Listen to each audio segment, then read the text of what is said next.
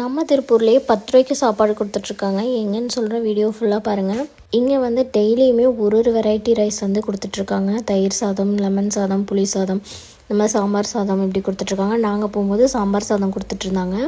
Location பார்த்திங்கன்னா நம்ம புஷ்பா தேட்டரில் இருக்க இந்தியன் ஆயில் பெட்ரோல் பங்க் தாங்க. நம்ம பாலத்துலேருந்து மேலே ஏறின லெஃப்ட் சைடில் இருக்க இந்தியன் ஆயில் பெட்ரோல் பங்க்கில் தான் இவங்க கொடுத்துட்ருக்காங்க. இந்த ட்ரஸ்ட்டை ஸ்டார்ட் பண்ணி கிட்டத்தட்ட 1.5 மந்த் தாங்க ஆச்சு.